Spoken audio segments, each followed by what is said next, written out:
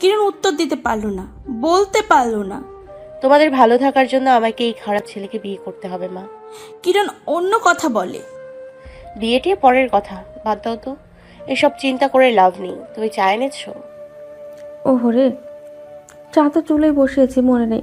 মমতাজ অস্থির হয়ে রান্নাঘরে ছুটে যায়।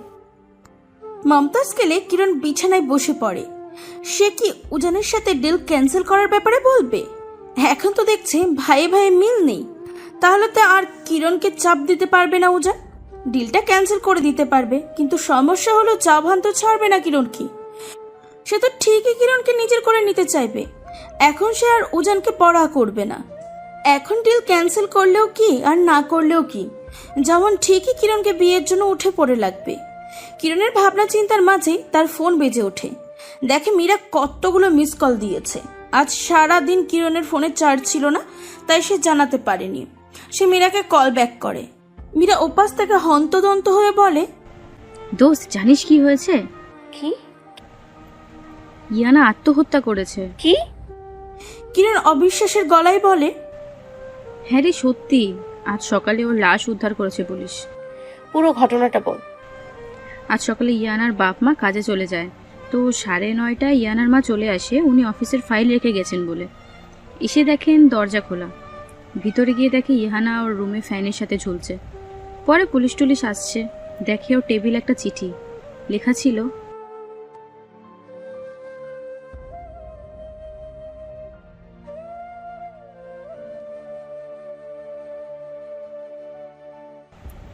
তারপর পুলিশ খবর নিয়ে জানে মা বাবার সাথে ইয়ানা প্রতিদিন ঝগড়া করতো টাকার জন্য। আজও ঝগড়া করেছে, আরও প্রতিদিন বলতো টাকা না দিলে মরে যাবে। তাই আজ ইয়ানার বাবা ওকে চড় দিয়ে বলে, তুই মরে গেলেই আমাদের শান্তি। এই জন্যই আত্মহত্যা করেছে। একদমই বলে মীরা থামে। কিরণ চুপ করে থাকে। একবার সে দুদিনের জন্য ইয়ানার বাসায় ছিল। সেই দুদিনই দেখেছে ইয়ানার মা বাবার প্রতি ইয়ানার ব্যবহার, ইয়ানার টাকার প্রতি কত লোভ সেটা কিরণ জানে। কিন্তু ও যে এই কারণে আত্মহত্যা করবে সেটা সে কোনো দিন ভাবেনি। কিরণের হাতের ব্যথা কিছুটা কমেছে, হাত বেশি নাড়াতে পারে না, তবে এখন আর নিজের কাজে মায়ের সাহায্য লাগে না। কিরণের মা আজ 8 দিন এখানে থেকেছে তার সাথে। কিরণের বাকি 1 সপ্তাহ শেষ হয়ে গিয়েছে। উজানের বাংলো ছেড়ে তার যাওয়ার কথা ছিল হোস্টেলে। সে উজানকে বলেছিল সে চলে যাবে, কিন্তু এই দুর্ঘটনার পর হোস্টেলে থাকা একদমই বন্ধ হয়ে গেছে। কিরণ শুনেছে সিট নাকি বুক হয়ে গেছে, আর সিট খালি নেই। সিট তো আর কিরণের জন্য অপেক্ষা করবে না। এটা শুনে কিরণের চিন্তা শেষ নেই। এখন সে কোথায় থাকার জায়গা খুঁজবে? ঢাকা শহরে বাসা ভাড়াও আকাশচুম্বী, যা কিরণের পক্ষে সামাল দেওয়া কষ্টকর। আবার উজানের বাসাতেও দীর্ঘদিন থাকা যাবে না। চক্ষু লজ্জা বলে একটা কথা আছে না? কিরণ উজানের রুমের বাইরে দাঁড়িয়ে ভিতরে যাবে কিনা ভাবছে। উজান বলেছিল কিরণকে 2 সপ্তাহ সময় দেওয়ার পর তাকে জাভানের হাতে তুলে দিয়ে আসবে। 2 সপ্তাহ অলরেডি শেষ, কিন্তু এই শেষ 1 সপ্তাহ কিরণ একেবারেও উজানকে দেখলো না সেই বিষয়ে কোনো কথা তুলতে। আর সবচেয়ে আশ্চর্যজনক ব্যাপার যেটা কিরণকে প্রতিদিন ভাবিয়ে তুলছে তা হলো এই 8 দিনে একবারও জাভান তাকে কল করেনি। শেষ দিন দেখা হয়েছিল যেদিন জাভান কিরণকে হুমকি দিয়েছিল। এমন না যে কিরণ মিস করে জাভানকে, বরং আতঙ্কে থাকে যদি জাভান কিছু উল্টোপাল্টা করে থাকে। কিরণ তার ভাইকে নিয়ে বেশি ভয় পায়। তার ছোট ভাই হসপিটালে, কিরণ সর্বদা ততষ্ট থাকে। দিনে 100 বার হলেও ভাইকে কল দিয়ে জিজ্ঞাসা করবে সব ঠিক আছে কিনা। মমতাজকে বলেছিল চলে যেতে। মমতাজ মেয়েকে একা ছাড়তে চাননি, তিনি চলে যাবেন কালকে।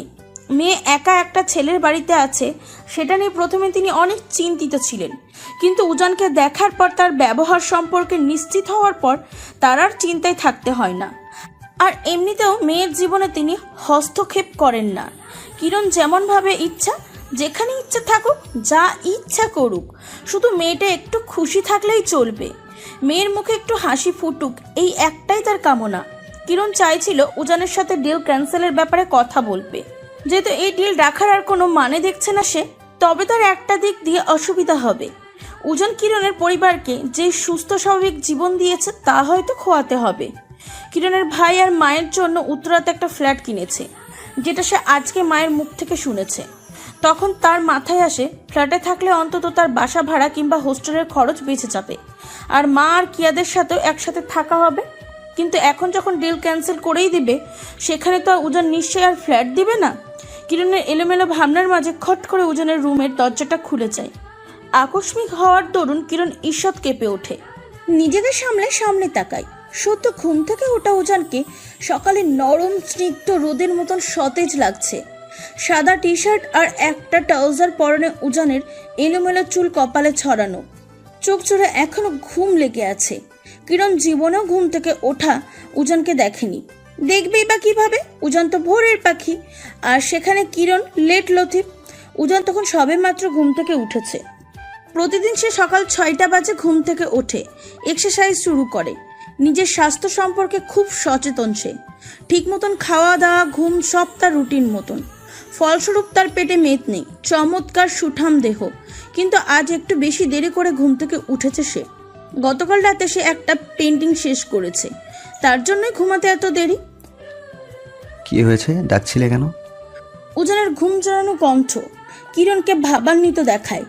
সে কখন উজানকে ডাকলো তার তো মনে পড়ে না। এখানে এসেছে ধরেই তো দাঁড়িয়ে চিন্তা ঝুড়ি মেলে বসেছিল। কি হয়েছে কিরণ? হঠাৎ করে কিরণের রন্ধে রন্ধে শিহরণ খেলে যায়। উজানের জড়ানো কণ্ঠে কিরণ ডাকটা খুবই আবেশী লাগছে তার কাছে, এমনকি সব কথাই। দরাম করে দরজা আটকানোর আওয়াজে কিরণের হুঁশ ফেরে। দেখে উজান দরজা আটকে দিয়েছে। কি হলো এটা? ও, দোষটা তো তারই। সে তো কথা না বলে আজে বাজে চিন্তা করছিল। হতাশার শ্বাস ফেলে কিরণ চলে যেতে নাই। এক পা বাড়াতে আবারও দরজা খোলার আওয়াজ। কিরণ পিছে ফিরে। উজান দরজা খুলে দরজায় হেলান দিয়ে দাঁড়িয়ে আছে। ভাবা শেষ? কিরণ ছোট্ট করে বলে, কি জন্য এসেছো? কিছু কথা বলি তোমার সাথে। উজান দরজাটা পুরোটা মিলল। এসো।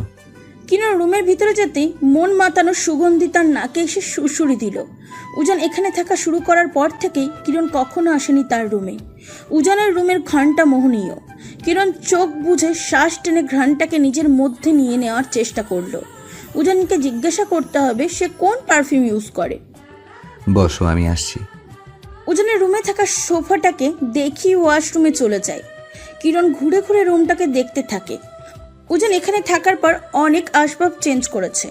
উজানের রুমটা অনেক বড় হওয়ার কথা, যেহেতু এটা মাস্টার বেডরুম। রুমটার কানায় কানায় শৌখিনতার ছোঁয়া। হেডবোর্ডে বড় একটা খাট, তার দুপাশে ছোট্ট তেপায়া টেবিল, টেবিলের ওপর ভাস্কর্য, দেয়ালের ক্যানভাসে আঁকা চোখ ধাঁধানো কিছু পেন্টিং, মেঝেতে বিশাল সাইজের কার্পেট, একপাশে সোফা সেট, কোনায় বিভিন্ন ধরনের ল্যাম্পপোস্ট, আর বারান্দার দেয়ালে সম্পূর্ণ কাচের। দিনের আলোয় ঝলমল করতে থাকায় সারাটা রুম। কিরণ গিয়ে সোফায় বসে পড়ে। সোফার সাইডে দেয়াল জুড়ে বড় একটা পেন্টিং, চারিদিকে থই থই করা নীল জল। জ্যোৎস্নার কমল আলো ঝিকিমিকি করছে সমুদ্রের পানিতে। তার মাঝে একটি মেয়ে দুহাত জড়িয়ে সমুদ্রের বুকে আছড়ে পড়েছে। ছবিটা এতটাই জীবন্ত যে দেখলে মনে হয় চোখের সামনে সমুদ্র। ঢেউগুলো এসে এখনই পা ভিজিয়ে দিয়ে যাবে। মেয়েটাকে ছোঁয়া যাবে হাত বাড়ালেই। পেন্টিংটার নাম কোনায় লেখা শায়র। উজান এসে কিরণের সামনে সোফাটায় বসে তোয়ালে দিয়ে মুখ মুছতে মুছতে বলে, বলো, কি বলবে? ভেজা মুখের উজানকে সুদর্শন লাগছিল আরো বেশি। কিরণ উজানের থেকে চোখ ফিরিয়ে নিয়ে বারান্দায় দৃষ্টিপাত করলো। ডিলের ব্যাপারে আলোচনা করতে এসেছি। Deal cancel? কিরণ চমক লাগানো চোখে চায় উজানের দিকে। উজান ডিল ক্যান্সেল করে দিয়েছে। বিশ্বাস হয় না তার। তুমি শিওর উজি? হুম। তাহলে তোমার টাকা আমি উজান কিরণকে থামিয়ে দিয়ে বলে, ওসব নিয়ে তোমাকে চিন্তা করতে হবে না। আমি যা দেই তা ফিরিয়ে নিই না। কিন্তু কোনো কিন্তু না। তোমাকে আমি কম হয়রানি করিনি। ছোট ভাইয়ের কথা ভাবতে গিয়ে তোমার জীবনটাও শেষ করেছি। এগুলো সরি হিসেবে রাখতে পারো। ভবিষ্যতেও তোমার যদি কোনো সাহায্য লাগে আমাকে বলতে পারো। I am always there for you. Ujan একটু থেমে বলে, উত্তরায় তোমাদের জন্য যে ফ্ল্যাটটা কিনেছি সেটাতে তোমরা চাইলে 1 সপ্তাহেই উঠতে পারো। সব কিছু ঠিকঠাক করে দেবো আমি, ততদিনে তুমি এখানে থাকতে পারো। কিরণের অনেক লজ্জা লাগছিল উজান তাকে এতভাবে সাহায্য করছে দেখে, কিন্তু ভিতরের মনটা বলে ওঠে, এটা সাহায্য না রে পাগল, এটা ক্ষতিপূরণ। তোকে তো জাহান্নামে ঠেলে দিতে চেয়েছিল সে, আর সে নিজেই তোকে ফিরিয়ে আনছে। সেটারই ক্ষতিপূরণ। এসব লজ্জা না পেয়ে মেনে নে। কিরণ অধিক কষ্টে মুখ ফুটে বলল, থ্যাঙ্কস। কিরণ যাওয়ার জন্য উঠে দাঁড়ায়। দরজার কাছে যেতে উজান দরাজ কণ্ঠে ডেকে ওঠে। কিরণ, কিরণের পা থমকায়, ঘাড় ঘোরায় উজানের দিকে। উজানের দৃষ্টি তখন সামনে টানানো শায়র পেন্টিং এর দিকে। সেখানে দৃষ্টি আবদ্ধ করে ধীর স্বরে বলল, আসসালামু আলাইকুম ভিউয়ার্স, আমি তিথি। আজকে এই পর্বের প্রথমেই আমার ভয়েস আপনারা এইভাবে শুনতে পাচ্ছেন, তার একটাই কারণ, আজকের পর থেকে যে কটা পর্ব আসবে এই গল্পটার কিছু শিক্ষণীয় জিনিস থাকবে এই পর্বে। দয়া করে আপনারা কেউ নেগেটিভভাবে জিনিসটা নেবেন না। আর আপনারা নিশ্চয়ই এই পর্ব থেকে কিছু শিখবেন, যে একটা বাচ্চাকে কিভাবে আঁকলি রাখা যায় সেটা শিখবেন। এর বেশি কিছু আপনাদেরকে আমি বলবো না। প্রত্যেকটা পর্ব ফার্স্ট থেকে লাস্ট অবধি শুনুন। আর প্লিজ কেউ নেগেটিভ কমেন্ট করবেন না। আর সর্বলাস্টে একটাই কথা বলবো, আরএস লাভ চ্যানেলটাকে সবাই ভালোবাসেন আমি জানি। তো গল্প শুনুন, আরও নতুন নতুন গল্প আসবেন, যত পারবেন বেশি বেশি করে শেয়ার করুন। আরও ভালো ভালো গল্প সাগির আপনাদের কাছে প্রেজেন্ট করবে। সকলকে ধন্যবাদ। সরি। কিরণ আর কিছু বলল না, শব্দহীন পায়ে উজানের রুম ত্যাগ করে। বেলা মধ্যাহ্ন। দুপুরে খাবার তৈরি করেছেন মমতাজ। চিংড়ি মাছ ভর্তা, কলা ভর্তা, মুরগির মাংস আর চিংড়ি মাছের মালাইকারি। উজান তখন সিঁড়ি বেয়ে নিচে নেমে আসে, রান্নাঘরে যায় নিজের খাবার তৈরি করতে। উজানকে রান্নাঘরে দেখে মমতাজ বললেন, উজান বাবা, তোমার আজ কিছু করতে হবে না, আজ তুমি আমাদের সাথে খাবে। উজান তার নিজের রান্না নিজে করে উপরে নিয়ে যেত। একা একা খেতেই তার পছন্দ। মমতাজ আর কিরণ নিচেই ডাইনিংয়েই খেত। মমতাজ এর আগে যতবার উজানকে ডাকতে চেয়েছে, কিরণ ততবারই বারণ করেছে। কিরণ জানে উজান ইন্ট্রোভার্ট। উজানের বাড়িতেই থেকে শুধু শুধু উজানকে অস্বস্তিকর পরিস্থিতিতে ফেলতে চায় না সে। কিন্তু আজ মমতাজ চাইছেন উজান তাদের সাথে একসাথে বসে খাবে। সারাদিন কি সব লতা পাতা খায়, ভাত খায় এক কাপের চেয়েও কম। এসব খেলে সুস্থ থাকে মানুষ? তাই তিনি নিজেই উজানকে নিজের হাতে রান্না খাওয়াতে চান। আর এমনিতেও তিনি তো কালকেই চলে যাবেন, এরপর আর দেখা হবে কিনা কে জানে। আজকে একটু ভালো মন্দ খাক ছেলেটার মা বাবা তো আর সাথে থাকে না, নিজে বানাবে সেই সময়টা তো ছেলেটার নেই। উজান বাধা দিতে চেয়েছিল, কিন্তু রান্নাঘরে থাকা কিরণ মায়ের পেছন থেকে উজানকে চোখের ইশারায় বলেছিল অন্তত আজকের জন্য হ্যাঁ বলতে। উজান চুপ করে রইল। এক টেবিলে বসে দুজনের সাথে খাবে এটা ভাবতেই তার ভিতরটা কেমন খচখচ করে। সে কখনোই একসাথে খেতে বসেনি, অভ্যাস নেই। ছোটবেলায় নানু খাইয়ে দিত। নানু মারা যাওয়ার পর নিজের মতন করে সবটা করে। জাভান থাকাকালীন জাভান বাইরে বেশি সময় কাটাতো। মমতাজ তাকে বারবার অনুরোধ করছে। বয়সে বড় একজন এমনভাবে অনুরোধ করছেন যে না করলে খারাপ দেখায়। উজান একজন মুরব্বীর মুখের উপর না করতে পারছে না, কোনোদিন পারবেও না। তার কথা কেউ কষ্ট পাক এটা সে চায় না। তাই নিজের মনের বিরুদ্ধে গিয়ে বলল, আচ্ছা আন্টি। মমতাজ অনেক খুশি হলেন। তিনি মেনুতে আর একটা পদ যোগ করলেন, বাঁধাকপি ভাজি। খাবার টেবিলে উজানের অস্বস্তি টের পেল কিরণ। তার মাও না বারবার উজানের পাতে এটা সেটা তুলে দিচ্ছে আর খাবার সম্পর্কে 100টা উপদেশ দিচ্ছে। এটা খাওয়া ভালো, ওটা খেলে ভালো হয়, উজান যা খায় এসব খেলে স্বাস্থ্য ঠিক থাকে না, হেন তেন। উজান না পাচ্ছে কিছু করতে, না পাচ্ছে বলতে। কিরণ উজানের ধৈর্য শক্তি দেখে অবাক না হয়ে পারে না। উজানের মুখ অবয়ব এতটাই নির্মল আর স্বচ্ছ যে দেখলে মনে হয় মমতাজ যা বলেছেন তার সব কথার সাথে সে সহমত। মমতাজ রান্নাঘরে গেলেন ভাত আনতে। এর মধ্যে উজান মুখে মুখে বসে থাকা কিরণের পাতে সব খাবার ঢেলে দিল। নিজের পাতে একটু ভাত আর ভর্তা রাখলো। কিরণ আড়ে আড়ে করে চেঁচাতে গিয়ে থেমে গেল। উজান আঙুল ঠোঁটে ঠেকিয়ে কিরণকে চুপ থাকতে বলছে। কিরণ ফিসফিস করে বলল, আমি এত কিছু খেতে পারবো না, আপনাকে দিয়েছে আপনি খান। উজান কিরণের নাই ফিসফিস করে বলল, এক বিন্দু খাবার যাতে নষ্ট না হয়, সবটা খাবে তুমি। আরে সবটা। কঠিন গলা উজানের। মমতাজ রান্নাঘর থেকে ভাতের বাটি হাতে ফিরল। উজান সোজা হয়ে বসে চোখ মুখ স্বাভাবিক করে ফেলল, যেন এই মুহূর্তে কিছুই হয়নি। তাকে নিষ্পাপ বাচ্চার মতন বসে থাকতে দেখে কিরণ বিড়বিড় করে কিছু কথা শোনালো। উজানের শেষের এক লোকমা ভাত খেয়ে বলে, আপনার রান্না সত্যি চমৎকার আন্টি, বিশেষ করে এই চিংড়ি ভর্তা। তা শুনে কিরণ মনে মনে তিরস্কার করলো উজানকে। না খেয়ে চমৎকার। ঢং দেখে বাঁচি না। মমতাজ অনেক আপ্লুত হলেন, উজানকে আরও সাধলেন। না না আন্টি, আবার পেট ভরে গেছে, আর খাবো না এখন, আমি উঠছি। মমতাজ তৃপ্তি ভরা চোখে তাকালেন। নিজের মেয়েটাও এমনভাবে একটু প্রশংসা করে না। তিনি ভাবলেন যাওয়ার আগে উজানকে চিংড়ি ভর্তার রেসিপিটা দিয়ে যাবেন। সন্ধ্যা নামার আগ মুহূর্ত আহজান আর আয়াতের দেখা পাওয়া যায়। তারা এসেছে বিয়ের কার্ড দিতে। তার আর আয়াতের। আয়াত কিরণকে দেখে অবাক হয়, তার অবস্থা শুনে আফসোস করে। উজান তখন পুলের পাশে বসেছিল। মোটা ফ্রেমের চশমার বিপরীতে থাকা গম্ভীর চোখগুলো তখন হিউম্যান সাইকোলজি নিয়ে লেখা being the best version of you বইয়ের পাতায় নিবদ্ধ। আহজান আশায় তাকে বই থেকে মনোযোগ সরাতে হয়। আহজান জানে উজান কখনো তার বিয়েতে আসবে না। উজান মানুষের ভিড়ে থাকতে অপছন্দ করে। তাও আহজানের মেন্টর হিসাবে উজানকে ভদ্রতা রক্ষাতে আমন্ত্রণ জানাতে এসেছে। কিরণ ড্রয়িং রুমের ডিজাইন বই হাতে নিয়ে বসেছিল। এখন আয়াতের সাথে খোশ গল্পে মেতেছে। মমতাজ তার জামা কাপড় ব্যাগে ভরছিল। এই সাদামাটা সন্ধ্যাটাকে বিনিষ্ট করতে আগমন হয় জাভান নামক জাহান নামের। মেন দরজা ভেজানো ছিল তখন।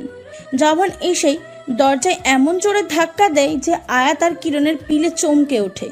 কিরণ জাভানকে দেখে নিদারুণ আতঙ্কে মুখে রক্ত সরে যায় কিরণের। জাভানের চোখ টকটকে লাল, চুল এলোমেলো, চেহারা ফ্যাকাশে। সে কিরণকে দেখে বাঁকা হাসে, বিড়বিড় করে বলে, জান, আমি এসেছি। তোমাকে নিয়ে যাওয়ার জন্য সব ব্যবস্থাই করে এসেছি সোনা। তোমাকে নিয়ে যাওয়ার জন্য আমার করে। এগিয়ে যেতে থাকে কিরণের দিকে। কিরণের সামনে আসতেই তাকে হাত ধরে টেনে ওঠায়।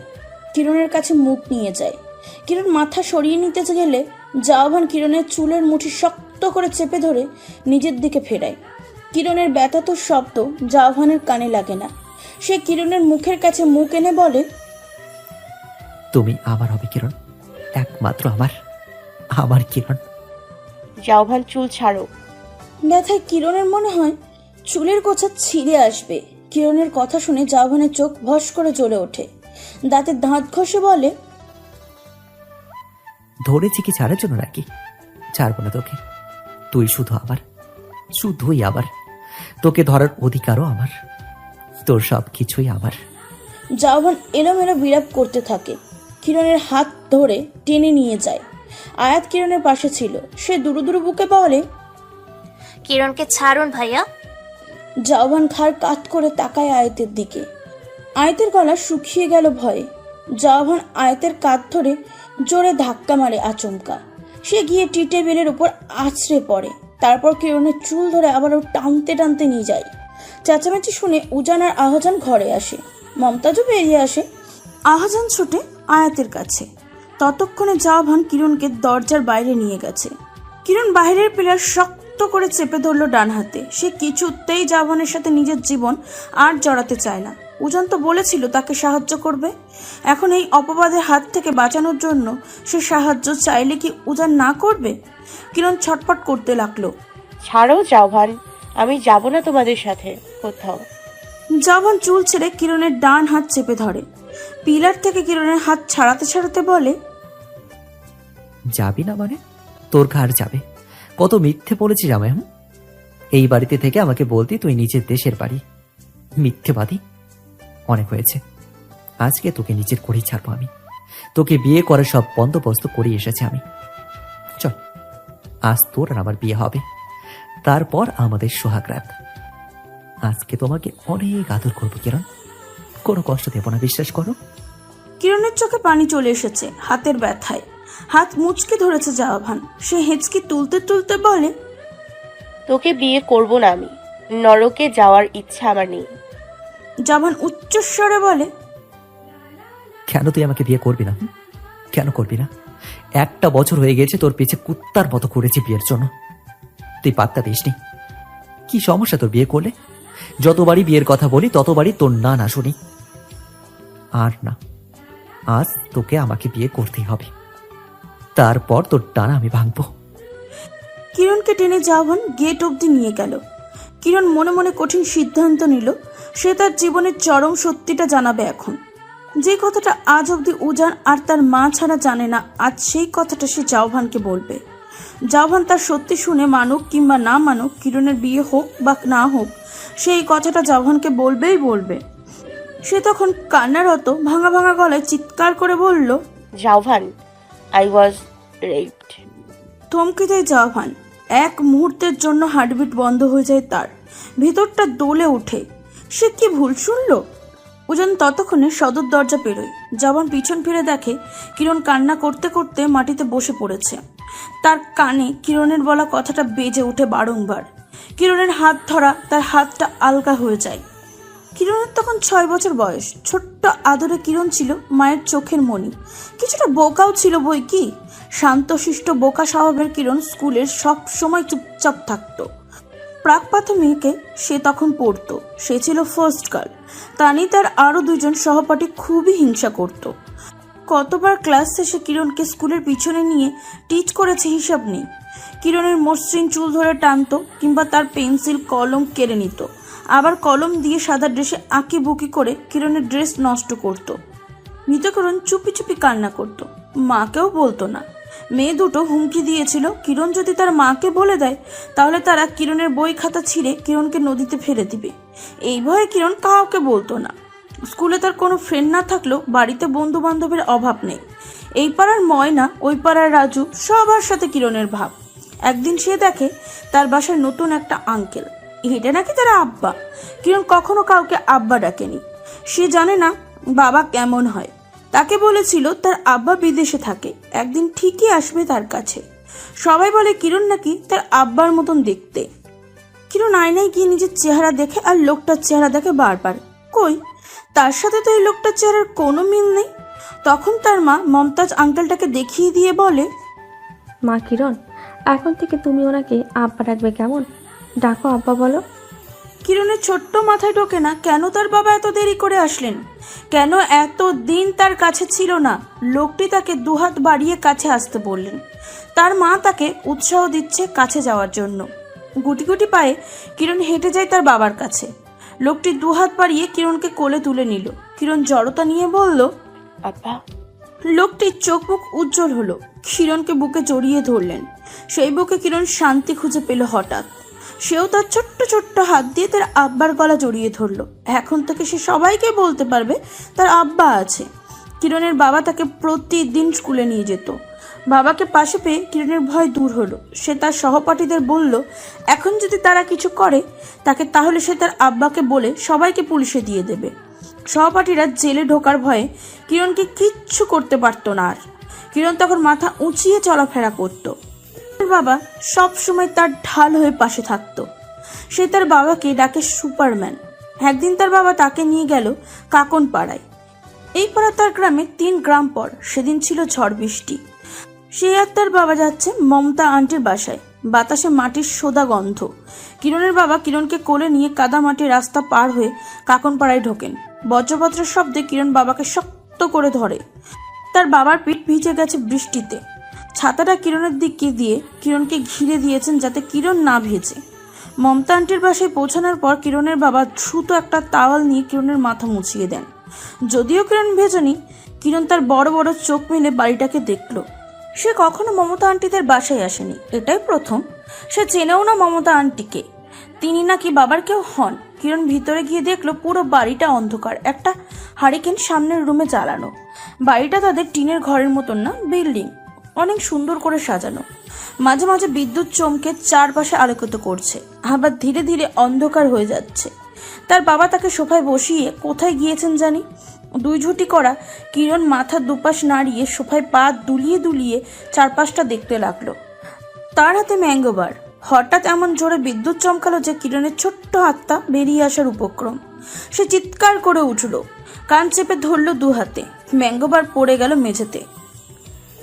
মামনি, ভয় পেলে নাকি?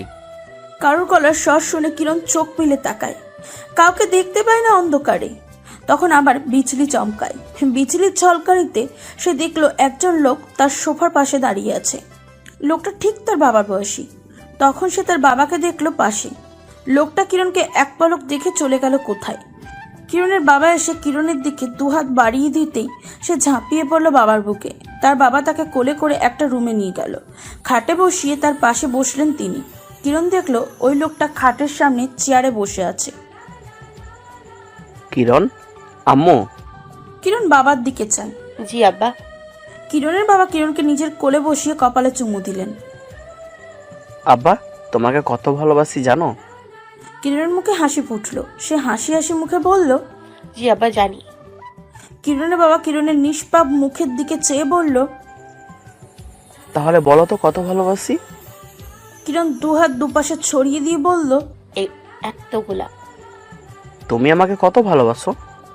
কিরণ হাতগুলো আগের চেয়েও টান টান করতে লাগলো। এতগুলা। কিরণ বাবা তার মাথায় হাত বুলিয়ে বললেন। এই তো আমার ভালো মেয়ে। এখন শোনো, এই যে আঙ্কেলটা দেখছো না, তিনি লোকটার দিকে আঙুল দিয়ে নির্দেশ দিল। কিরণ তার দিকে তাকালো। এই আঙ্কেলটাও তোমাকে অনেক ভালোবাসে জানো। আমি তো আঙ্কেলটাকে চিনি না আব্বা। কিন্তু উনি তোমাকে চিনে। তুমি যখন ছোট ছিলে তখন থেকে চিনতো। উনি কিন্তু তোমাকে আমার চেয়েও বেশি ভালোবাসে। কিরণের কথাটা বিশ্বাস হলো না। তার আব্বার চেয়ে বেশি এই দুনিয়ায় কেউ তাকে ভালোবাসতে পারে না। না না। কিরণের চিন্তিত মুখ দেখে তার বাবা বলল। ওই আঙ্কেলটা তোমার জন্য অনেক আইসক্রিম কিনে রেখেছে, অনেক চকলেটও আছে। কিরণের চোখ চকচক করে ওঠে। সত্যি? তবে আগে তোমাকে একটা কাজ করতে হবে। কিরণের মুখ মলিন হয়ে গেল। চকলেট আইসক্রিমের জন্য কাজ করতে হয় নাকি? সে জীবনে প্রথম শুনল। কঠিন কাজ না। ওই আঙ্কেলটা তোমাকে আজকে একটু আদর করবে, তারপর তোমাকে অনেকগুলো চকলেট দিবে। আদর? কিরণ চিন্তিত স্বরে প্রশ্ন করল। কিরণের বাবা কপালের গালে চুমু দিয়ে বলল। এই যে আব্বা, যেমন তোমাকে আদর করি, এই আঙ্কেলটাও তোমাকে এভাবে আদর করবে। তুমিও আঙ্কেলটাকে এভাবে আদর দিয়ে আসো। যাও মা। কিরণ বিভ্রান্ত। তার ছোট্ট মাথায় কিছুই ঢুকলো না এসব। বাবার জোড়াজড়িতে সে আঙ্কেলের কাছে গেল। এক আঙুল মুখে পড়ে সে চিন্তা করতে লাগলো। বাবার চোখের দিকে তাকাতেই বাবা তাকে চোখের ইশারায় আঙ্কেলের কোলে যেতে বলল। আঙ্কেল নেওয়ার জন্য হাত বাড়াচ্ছেন। কিরণ তার কোলে উঠে গেলে দ্রুত একটা চুমু দিয়ে নেমে গেল। এক হাত বাড়িয়ে বলল। এবার আমার আইসক্রিম চকলেট দাও। কিরণের বাবা রাগী মুখে বললেন। এটা কি করলে? তোমাকে বলেছি না আঙ্কেলের কোলে যেতে। কিরণ ভয় পেয়ে গেল। সে কখনো তার বাবাকে এত রেগে যেতে দেখেনি। সে সোফার সাথে ঘেঁষে দাঁড়ালো ভয়ে। লোকটি কিরণের বাবাকে ধমকে উঠলেন। ফারুক, এভাবে কথা বলছে কেন ওর সাথে? দেখলে না ভয় পাচ্ছে কেমন? তারপর কিরণের দিকে তাকিয়ে বলল। এখানে আসো আম্মু, তোমার আব্বাকে আমি বকে দিয়েছি, আর তোমাকে বকবে না। এই বলে তিনি কিরণকে কোলে নিলেন। কিরণের বাবা শান্ত হয়ে কিরণের কাছে এসে বলল। ভুল হয়েছে মা, এমনটা আর করবো না। তোমাকে এখন আঙ্কেল আদর করবে, তুমি চুপ থাকবে একদম, কেমন? কিরণ একবার আঙ্কেলের মুখে আর একবার বাবার মুখে ফ্যাল করে তাকিয়ে বলল। আমার আইসক্রিম লাগবে না আব্বা। কিরণের বাবা রাগ সামলাতে গিয়েও লোকটির চোখের দিকে তাকিয়ে শান্ত হন। তিনি কিরণের মাথায় হাত বুলিয়ে বললেন। কেন লাগবে না? তোমার প্রিয় ভ্যানিলা ফ্লেভারের আইসক্রিম আছে অনেকগুলো, তুমি একদম ভয় পাবে না। আব্বা তো আছে তোমার সাথেই, কেমন? তিনি আরো ভুলিয়ে ভালি কিরণকে বোঝালেন। কিরণ যখন স্বাভাবিক হলো তখন আঙ্কেলটি কিরণকে বিছানায় নিয়ে গেল। তার বাবা সোফায় বসে পড়লেন। লোকটি কিরণের হাতে কতগুলো চকলেট দিয়ে মজার মজার কথা বলে কিরণকে হাসালেন। চুলে বুলে কেটে দিলেন, গালে আদর দিলেন। অতঃপর ধীরে ধীরে কিরণের পায়ে হাত বুলিয়ে পেটে হাত বুলাতে লাগলেন। কিরণ সেই বয়সে ব্যাড টাচ সম্পর্কে অবগত ছিল না। সে ভেবেছিল তিনিও তার বাবার মতন আদর করছেন। আম্মু, আমি তোমাকে তোমার আব্বার চেয়েও আরো বেশি আদর করব, তোমার ভালো লাগবে, দেখো। কিরণ চকলেট খাওয়াই ব্যস্ত ছিল। সে কথা তার কানে গেল না। লোকটি কিরণের জামার ভিতরে হাত ঢুকিয়ে বুকে রাখলেন। কিরণ চমকে উঠল। তার বাবা তো তাকে এইভাবে আদর করে না। সে আঙ্কেলের হাত সরিয়ে দিতে লাগলো। আমার আব্বা আমাকে এভাবে আদর করে না আঙ্কেল, ছাড়ো আমাকে।